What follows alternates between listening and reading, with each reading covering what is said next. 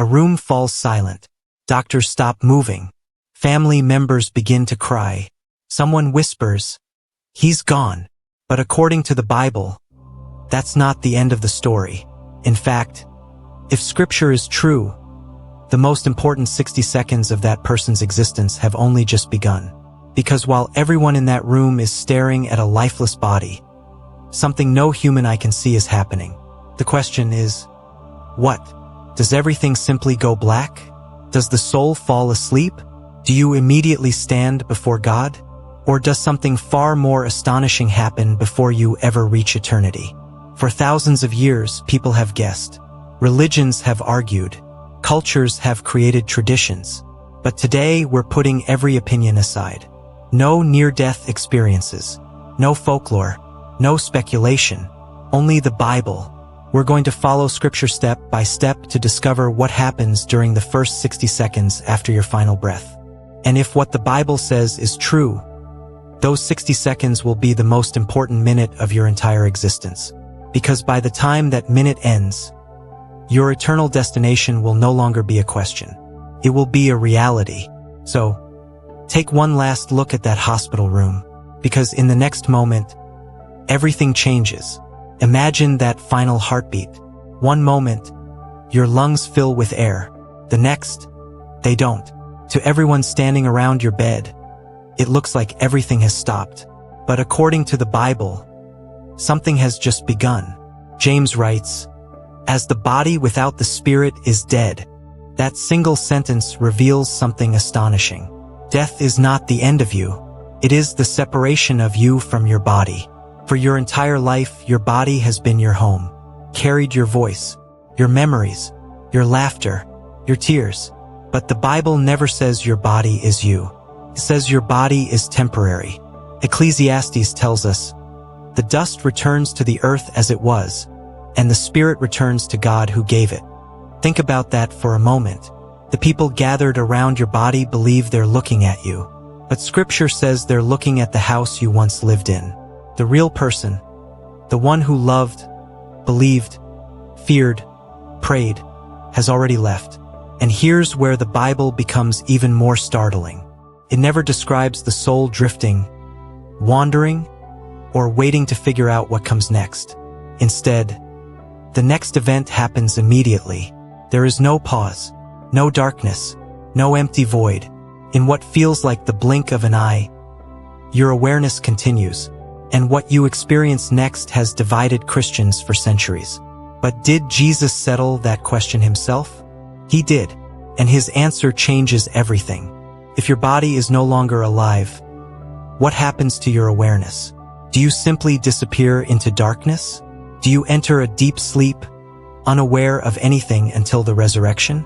Millions of people believe exactly that. But when we look at the words of Jesus himself, a very different picture begins to emerge. Jesus once told a story about two men. One was rich, respected, and lived in luxury. The other was a poor beggar named Lazarus who spent his days lying at the rich man's gate. Eventually, both men died. And this is where Jesus reveals something extraordinary. He never describes either man as unconscious.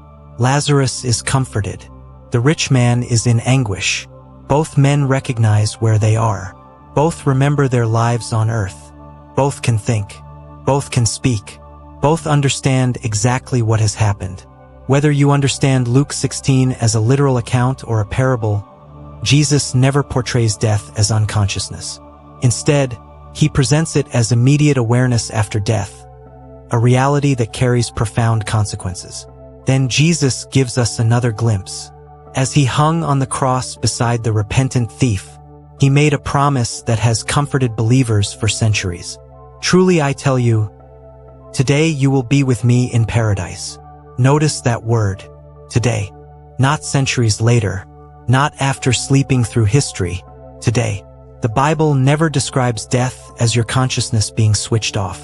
It describes it as stepping into another reality. A reality where faith becomes sight, where every excuse disappears, where eternity is no longer something you imagine, it is something you experience. And if that is true, then one question becomes impossible to ignore. Where do you actually go? Because according to Scripture, there are only two destinations, and the decision isn't made after you die. It's already been made. If your consciousness continues, then there is only one question left. Where are you now? This is where the Bible becomes remarkably clear. The moment your earthly life ends, your eternal destination isn't decided. It's revealed. Many people imagine standing in a long line, waiting for God to examine every good and bad thing they've ever done before deciding where they belong. But Scripture never describes death that way. Instead, the Bible teaches that your response to Jesus during your lifetime has already settled the question. Paul writes in 2 Corinthians 5 verse 8, "To be absent from the body is to be present with the Lord." Notice the immediacy. There is no picture of wandering, no picture of searching for the right path, no uncertainty. For those who belong to Christ, death is not the beginning of fear. It is the end of it. But Jesus also gives us a sobering picture in the account of the rich man. The moment he dies, he already knows exactly where he is. There is no confusion, no appeal, no opportunity to say, "I wish I had one more chance." That chance belonged to life. And that's what makes this moment so weighty. Because by the time your first 30 seconds after death have passed, faith has become sight. Everything you once believed, or refused to believe, is no longer something you debate. It's the reality standing before you. But even then, the story isn't over. Because according to Scripture, every person will stand before the perfect judge. And nothing, absolutely nothing, will remain hidden.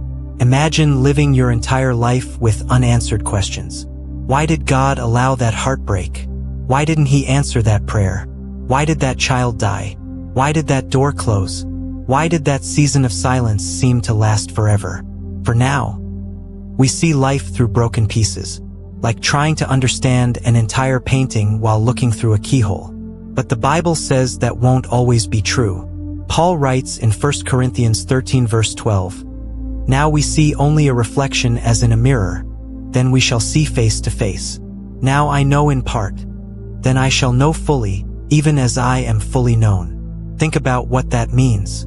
Every hidden purpose, every unseen act of God's mercy, every moment you thought heaven was silent, will suddenly come into focus. Nothing will be confusing anymore. Nothing will be hidden. And then comes one of the most sobering truths in all of Scripture. Hebrews 9 verse 27 says, "It is appointed for man to die once, and after that comes judgment." Not because God needs information. He already knows every word you have spoken, every thought you've hidden, every motive behind every action. The judgment isn't about God discovering who you are. It's about every person finally seeing themselves as God has always seen them. No excuses, no masks, no pretending, only truth. For those who belong to Christ, that truth is covered by His grace. But for those who rejected Him, there is nothing left to hide behind. And once that moment arrives, there is one thing you can never ask for again. More time. By now, less than 1 minute has passed since your final breath. Just 60 seconds. Yet according to the Bible, everything has changed. The life you spent decades building is behind you. The career you worked so hard for, the money you saved, the applause you chased, the possessions you couldn't live without, none of them crossed the threshold of eternity with you. Only one thing did: your relationship with Jesus Christ. For those who placed their trust in Him, this is not the moment they lose everything. It's the moment they finally gain everything. Listen to the confidence of the Apostle Paul in Philippians 1 verse 21. "For to me, to live is Christ, and to die is gain." Think about that. Who looks at death and calls it gain? Only someone who knows that death isn't the end of the story. The Bible describes a future where there is no more pain, no more fear, no more sickness, no more funerals, no more goodbyes. Revelation 21 says that God Himself will wipe every tear from their eyes. Not an angel, not another person, God Himself. Imagine standing in His presence and realizing that every act of faith, every prayer, every sacrifice, Every lonely moment when you chose obedience over comfort was never forgotten. Not one of them, but the Bible is equally honest. For those who rejected Christ, that same minute marks the end of every opportunity they ever had to repent. Not because God was unwilling to save them, but because the invitation they kept postponing has finally come to an end. That is why the Bible urges us again and again. Today, if you hear His voice, do not harden your hearts, because tomorrow is a hope. Today is a gift. So, what happens in the first 60 seconds after death? According to Scripture, your body and soul separate. Your awareness continues. Your eternal destination is revealed. Nothing remains hidden before God, and the choice you made about Jesus becomes your eternal reality. Those 60 seconds are unlike any other moment in existence. Not because God suddenly changes His mind about you, but because, for the first time, you see the truth exactly as it is. So before you leave this video, I want to ask you one question. Not the person sitting beside you, not your family. You. If your final breath came tonight, would those first 60 seconds fill you with peace or with regret? Only you and God know the answer. If this video challenged you, don't let it become just another video you watched and forgot. Open your Bible. Read the passages for yourself.